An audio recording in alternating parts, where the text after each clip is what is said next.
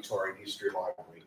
My name is Michael and I'm the Secretary and on the board of the library, and I'd also like to acknowledge the board member Carmel, who's with us tonight, as well as two team members, so our librarian Lauren, who would have greeted you on the way in, and also Jade, who's operating the tech tonight. So thank you. So our library is located on the lands of the Wurundjeri Woiwurrung people of the Kulin Nation, and we pay our respects to elders past and present. A little bit of a housekeeping announcement to start with. So if anyone needs toilets, bathroom, they're essentially on the other side of that wall. So either through that door and around to the left, or through the main door that we came in and just around to the right, and you'll find the facilities, tea, coffee and water at the back of the room if you'd like to avail yourself of those as well. If there is, in the unlikely event of some form of emergency, there are a number of exits. Of course, the primary one is the one that we would have all come in on the way into the building today, but also just outside this door and to the right, the end of the corridor, there is also an emergency exit that takes us downstairs and out into the laneway and away from the building and whatever danger is befalling us at the time. The library itself, as you're probably all aware, was founded in 1854. So we're now in our 171st year, and we're the second oldest public library in the state, older in fact than the state library, by a few months, but older. And so you're probably thinking, so who's the oldest? It's the Athenaeum. Which was 1839, that was even before Victoria existed, when it was still the Port Phillip district of New South Wales. But 1854, a very good run.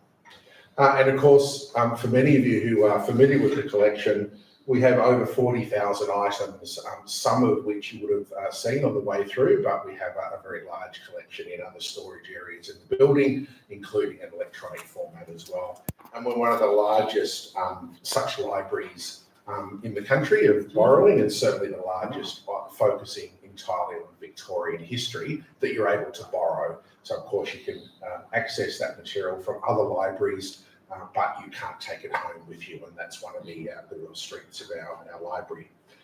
So today we've got some recording happening and some photography, so if you're a little shy and don't like to appear in promotional material, then let us know, and we'll endeavour to not capture you, but otherwise you may appear in a newsletter article or something at some point during the year.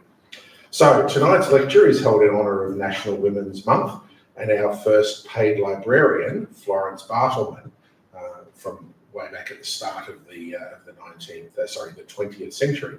So Florence's position in the library really laid the groundwork for the flourishing professional staff that we have at the library today, and was a strong contributor to the work that has now seen us existing for 171 years. So I'd like to introduce our guest speaker, Dr. Thea Gardiner, who's an author and historian specialising in the place of women in Australian historical memory. And of course is the author of The World of Mab Grimwade, which is a publication which, for those who haven't seen it, is in front and centre in the table just at the back of the room, with a range of other Grimwade and associated publications that are part of the library. And she earned her doctorate from the University of Melbourne in 2024, so just last year. It's brand new, and the first biography, with the first biography of the Australian artist and activist Portia Geach, from 1873 to 1959, and perhaps we'll hear just a tiny little bit about that, perhaps, if it's relevant.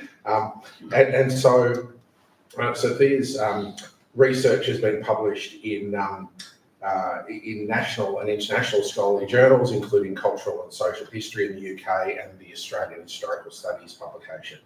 So Dr. Gardiner also works as a public historian for the heritage consultancy, Dr. Vincent Clark Archaeology and Heritage. So could you join me in welcoming our guest speaker?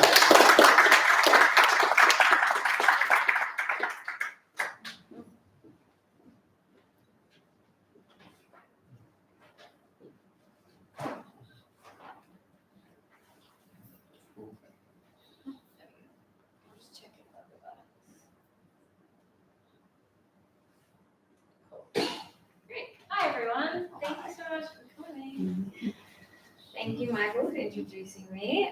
Thank you to the Paran Mechanics Institute for having me, particularly to Jade Keogh, who has been organising this event.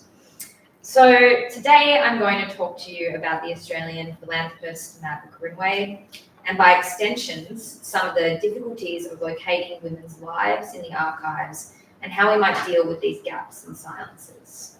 So I'll start by giving a bit of a background on Mab and her family history and her life story, and then I'll delve into some of the methodological problems I faced when writing this book, and then I'll end with some reflections on the nature of biography itself. So I hope you guys like methodology. That's what we're getting into today. So I'm hoping tonight that I can illuminate Mab's life to you and also shed some light on how to write life stories of women who left very little archival documentation but had quite a substantial cultural impact.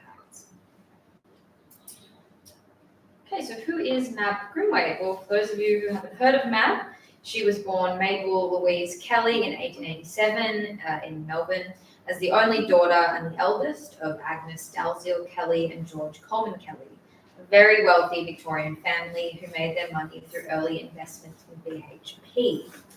Mab's grandfather, John Kelly, on her dad's side, was a tax collector from Ireland who escaped his home country while on bail in 1854. His wife, Louisa, Mab's grandmother, followed him in 1856. So Mab's parents, George Kelly and Agnes Wilson, met in 1884 while George was working as an overseer and bookkeeper at Ballilla, which was a large pastoral holding in northwestern New South Wales. And Agnes, her mother, emigrated from Scotland to live with her married sister, Jeannie Weatherly. So in that same year, when Agnes moved to Australia, George and Agnes's lives took a dramatic turn. George's brother, Bose, bought a 1/14th share in BHP, dividing it equally with George and his brother-in-law, William Weatherly. And within 6 years, the £150 Bose invested in BHP had grown to £1.5 million.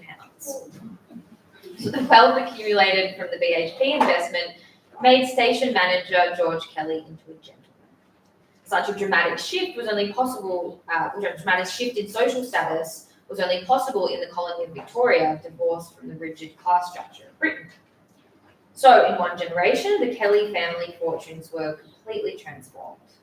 George and Agnes moved to Melbourne in the 1880s and joined the ranks of the new urban aristocracy that emerged in post-Gold Rush Victoria. They bought a mansion in Toorak, near here, called Montalto, as well as several large pastoral holdings across Victoria. George and Agnes Kelly had 3 children, Mabel, Charles and George Dalziel, and Mab's brothers both went on to become prominent members of the Victorian elite as well. As the daughter of a genteel family in colonial Victoria, Mab lived her life within the boundaries set for a woman of her class. Lost my position. There we go. Her status enabled her to benefit from the opportunities available for genteel women, including a large inheritance, private education, and frequent travel. She was educated at a French boarding school in Scotland and then at a private girls' school in Melbourne. In 1911, Mab married the famous Victorian botanist, industrialist, chemist, and philanthropist Russell Grimwade, despite some protests from Mab's father George, who questioned the source of Russell's wealth in trade. At this time, Russell's family was one of the most wealthy families in Australia. Mab and Russell's homes, which included the impressive mansion Gunya, which still stands in Toorak, and a country home called Westerfield in Baxter, near Frankston, which also still stands, were the centres of the Grimwades' social and family life. Mab's story is not one of a pioneering woman who knowingly pushed gendered boundaries. She is not a feminist or a political activist. She was not an agent for radical social change. In fact, she was typical of a class of women who in many ways benefited from the hierarchies they were born into. During her life, Mab fulfilled her role as debutante, wife, hostess, and lady. But she didn't feel confined by these roles. She relished in the logistics and creativity of event organisation and used her status to extend her interests and advocate for the causes she believed in.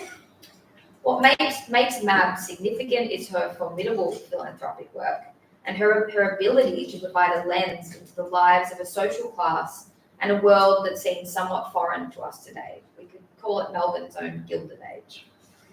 Mab is best known for leaving, alongside her husband, the Magunya Fund and Bequest to the University of Melbourne, which was, I think, around £30 million.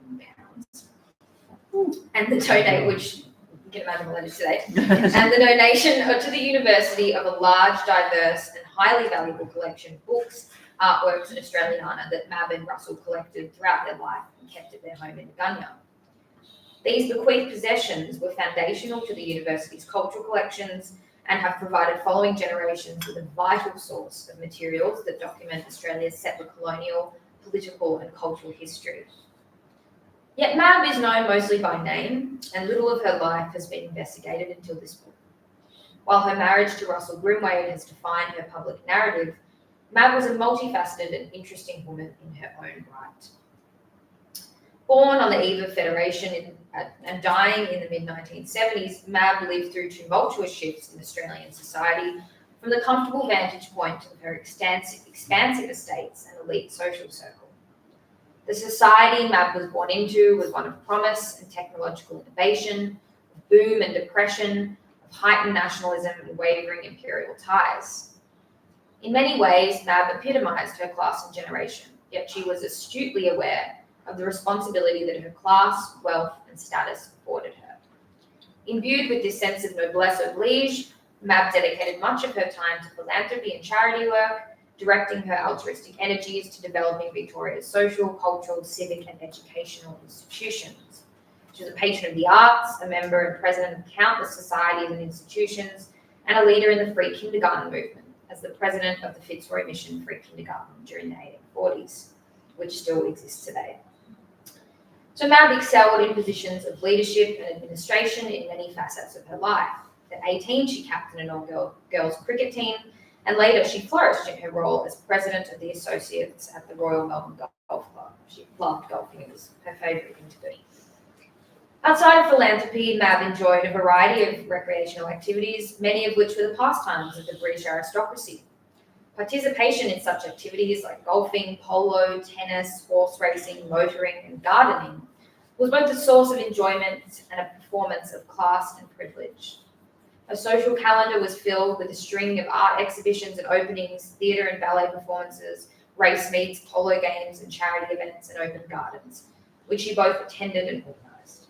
She was also an aunt, a wife, and a proud Scotty dog owner. Mab's philanthropic work was inspired by a combination of an individual sense of responsibility, but also a broader conservative nationalism that shaped her worldview. She was associated with various cultural and civic institutions formed to preserve imperial ties and foster Australian culture, such as the Victoria League for Commonwealth Friendship, the Royal Horticultural Society, the National Trust of Australia, and the Native Plants Preservation Society of Victoria. This form of conservative nationalism was common amongst Australia's upper classes, departing from the radical anti-nationalisms emerging during the late 19th and early 20th centuries, and instead appreciating the benefits of belonging to the British Empire, whilst acknowledging the distinctness of Australian society and culture. Mab and her milieu embodied the symbiotic relationship between national and imperial identities within Australia and abroad. Her social circle in Australia was both an imprint of the British aristocracy and a distinctly Australian elite, one that sought to create national institutions and practices that both reflected and departed from British traditions. This elite did not disrupt the social order, in fact, it re-inscribed it, but in the process they helped create something new and distinct. In 1962, Mab was made a commander of the Order of the British Empire for her service to charities. The Magunya Fund and Bequest would be Mab's final philanthropic institution contribution, confirming her as a pillar of the Australian philanthropic community. Lady Mab Grimwade died in 1973 at the age of 86. For 18 years after her husband's death, Mab lived at Magunya. She lived quietly, accompanied by friends, family, and a small staff who tended the house and gardens. Mab's story and experience is indicative of so many Australian women who played integral roles in the development of Victoria and who remain undervalued in this country's history. As a wealthy, conservative white settler woman, these stories become more complex and add another layer to Australia's settler colonial past and present. given Mab's significant contributions to Australian cultural life, it's surprising that no published account of her life has existed before now. This is in part due to the fact we know little about Mab. While Russell Grimwade left a large private collection, including autobiographical papers, letters, and miscellanea that could be accessed by his biographer, John Poynter, Mab preserved very little in the way of personal papers. Mab appears to have been the architect of her minimal archival record, a secretive atmosphere amongst the Kelly family, encouraging the absence of personal documentation. We know that Mab was a patron of many causes, a committee member and president, yet the records of these institutions that she was associated with contain no correspondence from her, and their minutes of meetings give no account of her opinions. For decades, attempts have been made to discover Mab's subjectivity. Such attempts have been met with silences and obstructions, many of which were enforced by Mab herself. In my own search for Mab through the extant traces of her life, I had a profound sense that she would have preferred an obscure place in the historical record and to remain in the shadows. As a result, Mab's own feelings, thoughts, and opinions are relatively inaccessible to us. This very absence says a lot about women's archival representation itself. The fact that Mab is so underrepresented in the archives speaks to the dominant narratives and cultures in which she lived. Who was encouraged and permitted to keep records? What kinds of records were deemed valuable to preserve for the future? Mab's absence from the historical record also reflects the general marginalisation of women in Australian history, a history which has, for the most part, been told through the lens of men and the nation. Russell Grimwade himself is woven into national histories. His name is synonymous with scientific innovation and patronage, entrepreneurship and philanthropy. It is no wonder that the Grimwade archives at the University of Melbourne reflect mostly Russell's pursuits, interests, thoughts, and opinions. While Russell Grimwade's contribution to Australian history is undeniable, Mab is often overshadowed by her husband and the other men in her life and by the Grimwade name in the brief historical accounts of her life. So, I was tasked with writing a biography of a woman who didn't leave much in the way of a historical record, didn't particularly want to be found, yet clearly had an interesting story and worldview. The difficulties in constructing biographical studies of women with public lives and little personal documentation has been noted by many, if not all, feminist biographers. In her biography of the Labour activist Alice Henry, Diane Kirby defines the book as the story of a woman's life. It cannot be a biography in the usual sense of that word, because Alice Henry left no personal documents. Writing on the Australian author and feminist Miles Franklin, Jill Rowe noted, "The lack of sources about her sexuality and inner life was one of the biggest challenges I faced when writing her biography." In her biography of the famous Victorian suffragist Vida Goldstein, Jeanette Baumford found a similar lack of private sources but a wealth of public sources on the activist, crafting the story around Goldstein's public life rather than her inner thoughts and emotions. Some feminist biographers actually choose to focus on their subject's public life, even when private sources are available, underscored by this belief that private sources are often unreliable, such as Judith Allen in her biography of the Australian feminist Rose Scott. I also want to push back on this idea that writing a biography in the usual sense means providing an in-depth psychological profile of the subject. I think we can produce interesting and exciting biographies without having access to so-called private sources. So Marion Deaver, Sally Newman, and Anne Vicky interrogated the dilemma between the public and private archive in detail in their wonderful book, The Intimate Archive. Sorry, we're about to get into a bit of methodology here. In the introduction to this book, they ask, "But what of members of earlier generations who were rather more reticent when it came to exposing the intimacies that shaped their existence, and who perhaps never anticipated that anyone would seek to investigate such matters? How do we make sense of these surviving traces of their private lives that have found their way into the public archives? How do we read these papers?" Mab certainly belongs to this earlier generation who did not deem their lives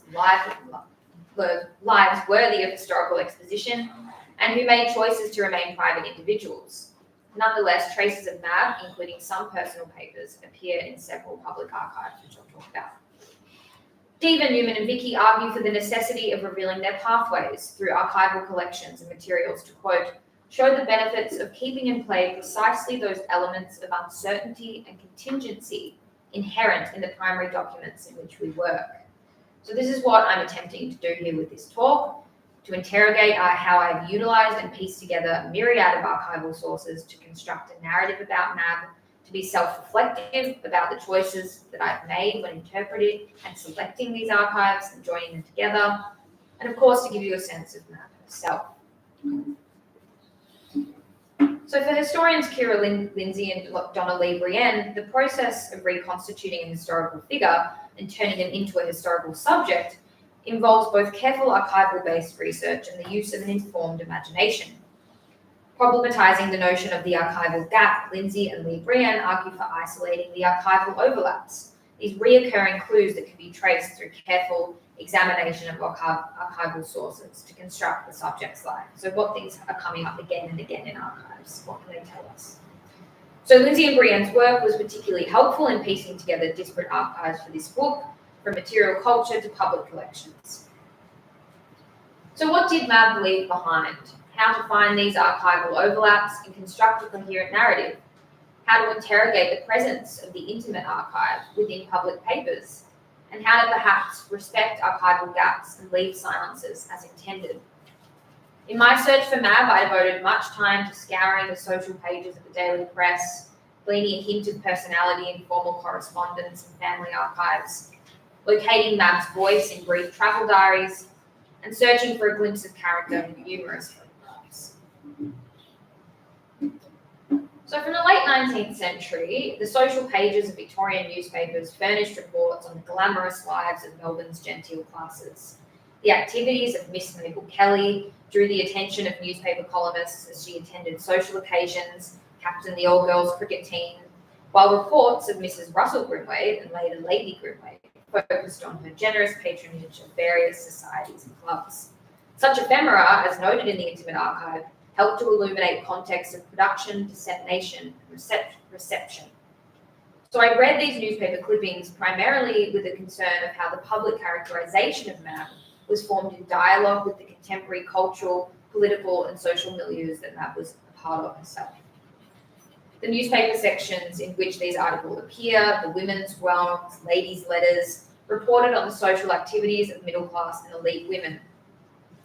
They present MAB as a paradigmatic example of a genteel girl and woman, from a debutante to a lady.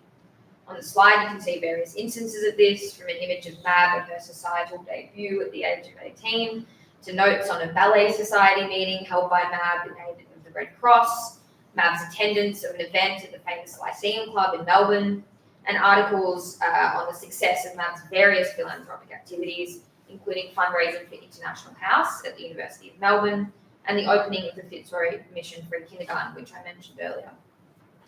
So these sections of newspapers speak to the cultural representation of an alternative public sphere and a community of upper-class women that existed during the late 19th and early 20th centuries, one that bridged public and private worlds.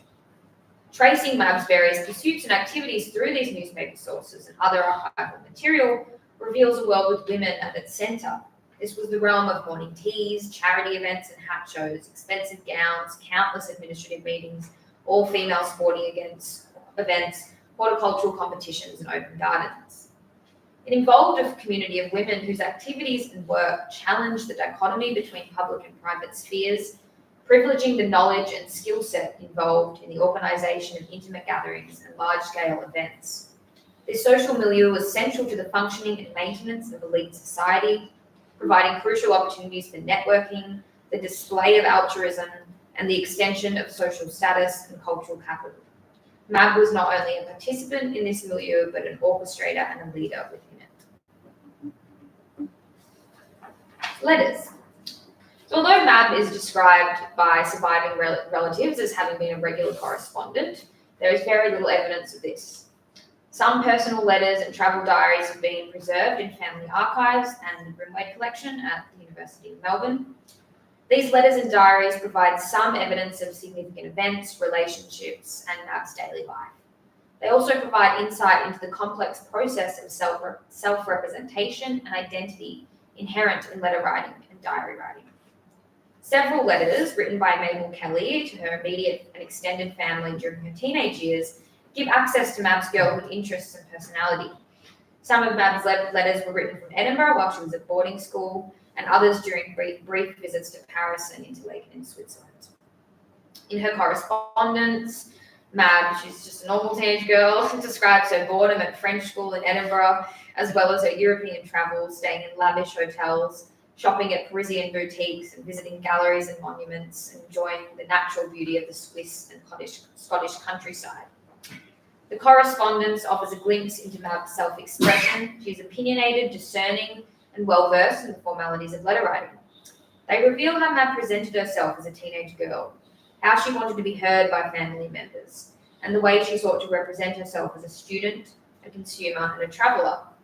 And on the slide, you can see a drawing she made of a woman in a traditional dress. The drawing is really significant as this kind of tangible artifact of a relatively unmediated expression of Mab's girlhood creativity.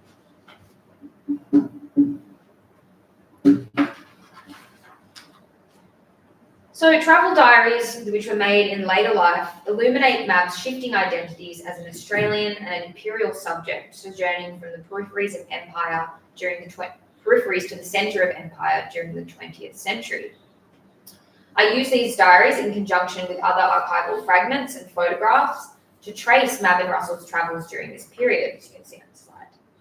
In the early 20th century, Mab and Russell lived an itinerant and luxurious lifestyle, acting the tourist at various ports and towns across the world. The capacity to travel for pleasure during this time was a marker of social status and a reflection of class identity. Mab and Russell travelled to India, Europe, the UK, the United States, Africa, Japan, China, Southeast Asia, and more. The couple dined with both British and Hollywood royalty, rode donkeys in Egypt, as you can see on the slide, traipsed across the south of France in expensive motor cars, and played golf at some of the finest links in the world. They played golf everywhere they went. As a historical, so that's mostly what all the travel diaries are. We found some good links in this other place that we went to. As a historical source, travel diaries are a different form from personal diaries. Travel diaries were a common way for Australians to record their experiences and fashion their identities when overseas during the early 20th century. People who usually would not write diaries, like Mab, felt obliged to note their observations while overseas, preserving their encounters and adventures for themselves or a wider audience. As with most travel diaries, Mab's entries detail both the mundane and the extraordinary. While much of her travel writing summarises the logistics of travel, the weather, lunches, hotels, shopping trips, her more thoughtful observations show a preoccupation with aesthetics. She describes in great detail the architectural character of each city she visits, and marvels at the diverse natural landscapes she encounters. On a trip to India, with Russell taken in the 1920s, Mab's diary entries suggest an energetic and curious traveller, struck by the contrast between India's sublime beauty and widespread poverty. She carefully describes the imposing marble and sandstone palaces of Agra and recalls a profound experience witnessing the Taj Mahal at sunset. She wrote, "We drove into the Taj Mahal, and all that has been said of it is true. When you get the first glimpse of it framed in the huge red stone gateway, you simply gasp. You visit the place with great curiosity and excitement, prepared to be disappointed, but I have never heard or could imagine anyone being once they have seen it. It seems to stir you up and appeal to you in the most tender way." That's probably one of the most personal lines that I have that Mab wrote. So in these diary entries, Mab represents herself as a distinguished tourist, a global consumer, a subject of the British Empire, and above all, as an Australian abroad. While many female travellers during this period cross borders in search of fresh identities, creative inspiration, or opportunities for education and work, Mab travelled in search of enjoyment, new experiences and knowledge, as well as artworks and antiques to add to the Grimwade's collection. Almost everywhere they went, they were collecting. So the extensive papers of Sir Russell and Lady Grimwade held at the University of Melbourne include, as I've said, scant traces of Mab. However, long lists of bills, subscriptions, donations, and bank statements hint at Mab's daily life, her interests and observations, the clubs she belonged to, and the causes that she championed. A certificate from the Royal Automobile Club of Victoria, recognising her special services rendered to the club and to motoring generally, reveals a lifelong passion for motoring and automobiles. The inclusion in her papers of a publication titled The Elements of Home Nursing, issued by the Red Cross Emergency Service, with handwritten scrawls penciled in the pages and M. Grimwade written on the front cover, encapsulates Mab's commitment to charity work and volunteering during wartime. Membership letters to private women's clubs such as the Lyceum and Alexandra Club in Melbourne provided a lead into Mab's involvement with these societies and the networks that she forged there. Newspapers and bulletins from various societies told me of Mab's cultural interests in the arts, botany and golf. And you can see two examples on the slide from the Arts and Crafts Society of Victoria and the Native Plants Preservation Society. There are also donations to countless numbers of charities, cultural and education institutions, which speak to Mab's lifelong dedication to philanthropy. I also pieced together hundreds of bills, receipts, and other ephemera to understand something of Mab's daily habits and responsibilities. They represent another version of Mab and another facet to her personality and identity. They tell me that Mab engaged with the domestic labour of running a large household, that she was an astute and organised hostess who showed great attention to detail. These snippets provide crucial, albeit often mundane, fragments of a life. So the most extensive archival collection we have of Mab is visual. The hundreds of photographs of Mab taken by her husband, maybe even thousands, who was a highly skilled photographer. In photographs, as you can see, Mab is depicted with family and friends, the wheel of a motor car, there's a lot of motor car photos, reading quietly in the garden, walking in nature, reclining in a Venetian gondola, and holding her beloved Scotty dogs. These images provide key insight into her domestic and social life, her travels, as well as her style, countenance, character, and how she presented herself and was seen during moments of her life. Photographs illuminate a key part of many biographical studies, the matter of dress and appearance, and what this can tell us about an individual's style, taste, and the contemporary fashions they engage with. Self-presentation in photographs also indicates class and social status, as well as a host of other identifications, signifying how someone chose to visually present themselves to the world. Mab was a great consumer of clothing, some of which she donated to the National Gallery in Victoria. She was always depicted as smartly and conservatively dressed, most often in long A-line dresses made of luxurious fabrics with pearls and a hat. She loved millinery. Her style was classic, timeless, and expensive. While photographs can tell us a lot about appearance, using photographic images surfaces complex interpretive issues. As anyone who has used photographs or visual imagery in their work, we know that there exists a tension in this form of historical representation. Photographs suggest some representation of historical truth, of an unbiased record of time and place or a person. So I was careful when using these photographs as insight into Mab's personality or as a true or objective depiction of the past. They contain layers of distortion like any other historical source. And the quote on the PowerPoint from Susan Sontag from her famous book on photography encapsulates some of the interpretive issues with photography. Some more photographs. Importantly, these images represent how Mab is seen and framed, mostly by her husband. They do little to tell us about Mab's inner world, nor do they necessarily depict any objective or lived reality. They tell us more about the decisions and viewpoints of the photographer. Mab is the subject in these images. She is the subject of her husband's affection, admiration, and respect, and they are framed by Russell's own perceptions of the world. So I use these photos as a point of access rather than a reflection of reality, and made sure to use the images in conversation with one another and in conjunction with textual archives to provide a fuller picture of the events and people shown in the images. The selection of images that I chose for the book also represent my own framing of Mab and the narrative I chose to tell about her, adding layers of distortion.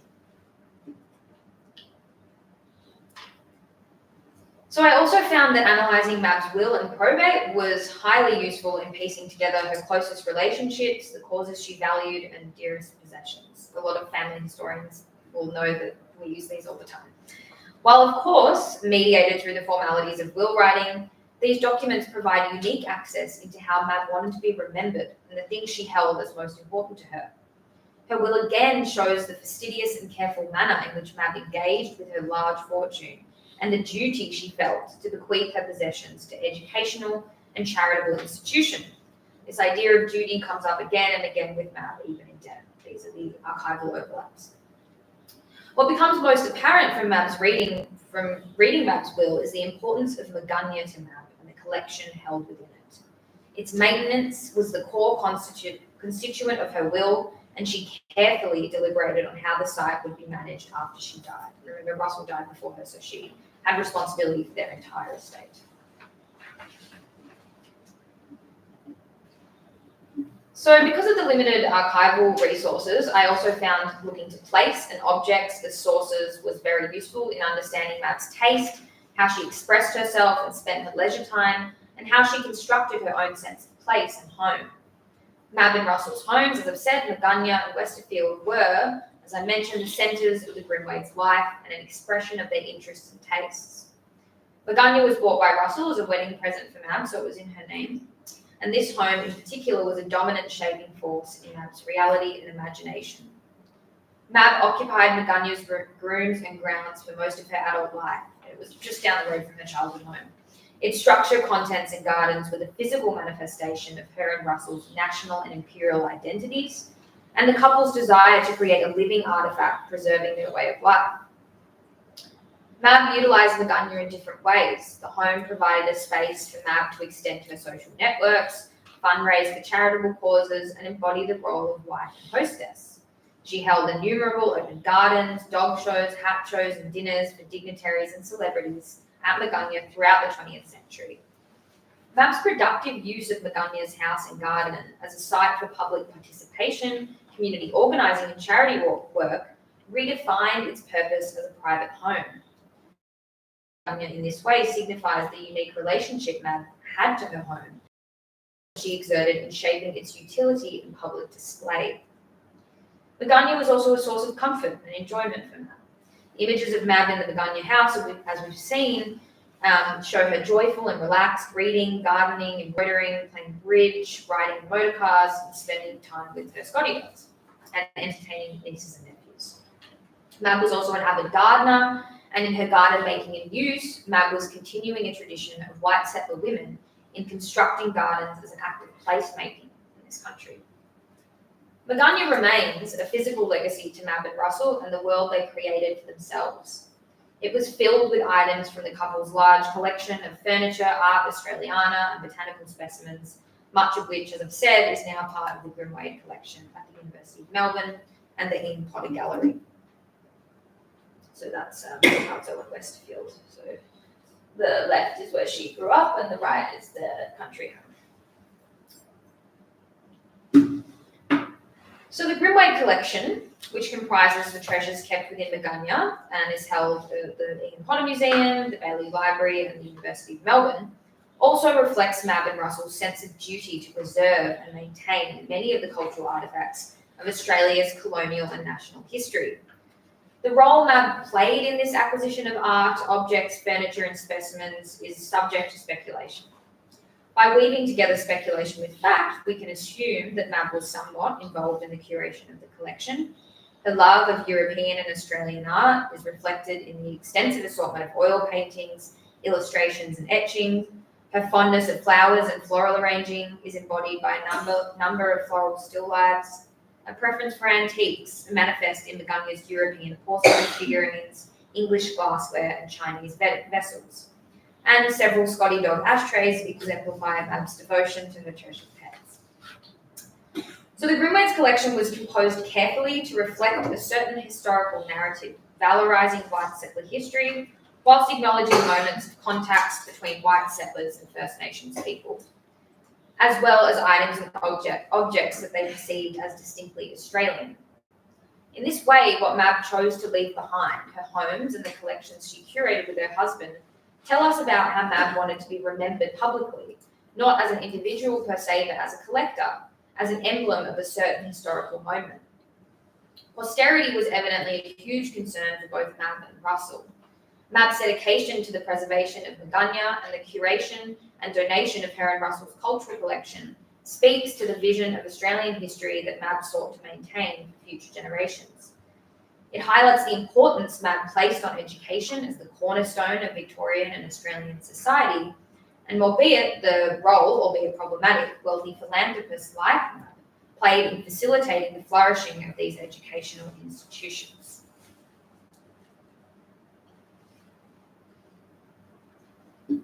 So the fragmented nature of the available sources and the resulting gaps and silences in my knowledge of Mab's life dictated the structure of the book, which attempts to form an account of Mab through the traces of what she left behind. At the same time, this account explores how Mab's family history, her interests, activities, and movements elucidate the time in which she lived and the society she represented. In the words of historian Barbara Tuchman, biography is a prism of history. Individual lives can act as conduits to wider historical themes. I found that by piecing together diverse archives, finding patterns and filling in some archival silences with historical context, I could paint a picture of the world of Mab Grimwade. I also tried to locate Mab's agency and influence on the structures she negotiated during her lifetime. Situating Mab as a conduit to broader historical themes impelled me to become well-versed in the history of golf in Australia, on the development of rose naming practices in Victoria, significance of philanthropy in the early Australian economy. I now know how to run a successful and novel fundraising event for a charitable cause, and what it was like to travel first class on a passenger ship across oceans in the early 20th century. By framing biography in this way and being creative with sources, we learn something of the gender dimensions of class in Australia, the strength of conservative nationalism during the early 20th century, the role of women in Australian philanthropy, and the essential role of placemaking and the creation of home in the composition of identity and the preservation of the past. So I spent a lot of time reflecting on what I have been able to say about Mab from what she left behind, but as important as the physical archives used to piece together this narrative are the silences and the absences they create, that they have been created by Mab herself. By letting some of these silences be, by respecting what I imagine was Mab's desire for privacy, this book does not attempt to present a complete picture of Mab Grimwade, her interior, her thoughts and feelings. This is a book that is in many ways marked by absence, allowing us to reflect on how life stories are compiled, composed, and dictated by silence as much as presence. The world of Mab Grimwade is a point of access into a particular time and place, and a group of women whose lives were in many ways defined by privacy, domesticity, and duty. This book belongs to a century-long legacy of attempts to challenge prevailing historical narratives by telling the stories of Australian women. And when we recover the lives of such women, we are able to re-examine the very core of Australian history and see the past through a fresh lens. Thank you.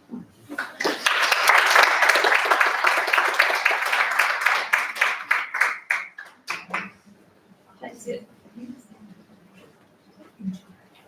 Thanks very much, Thea.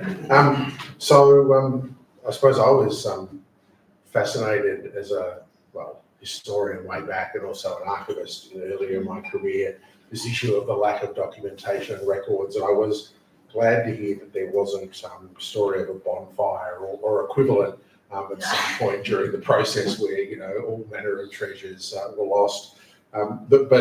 It must also be equally interesting when you're trying to piece somebody's life together when there is a lack of substantive documents. Just thinking about how you might then piece together a person's life and that thrill of discovery, I suppose, of, particularly because I suspect there were many hours, if not days or weeks of searching for vignettes of information, and then suddenly you find something that might become quite a rich source of information on a particular part of the subject or Mab's life.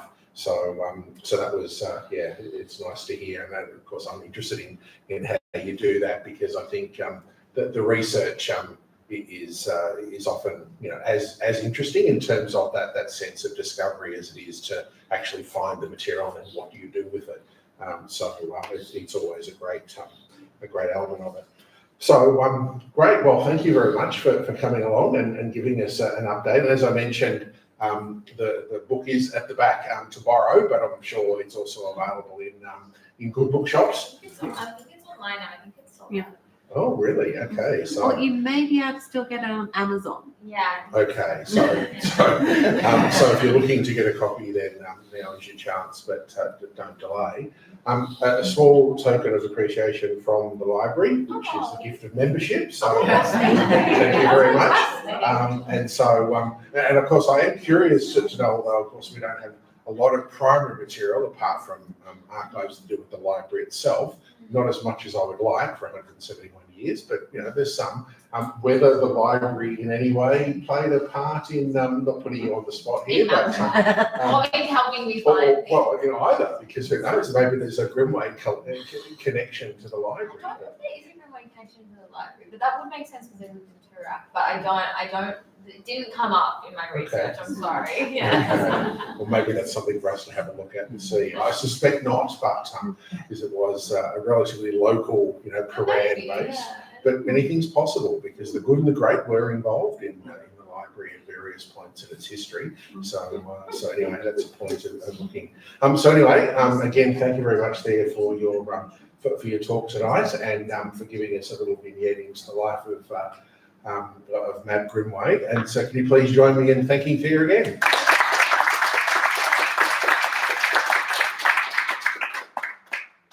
So thank you very much. There's an opportunity to perhaps ask some questions of Thea while we enjoy some refreshments at the back of the room, and you get an opportunity to have a quick look around the library. So again, thank you very much for coming along, and have a great day.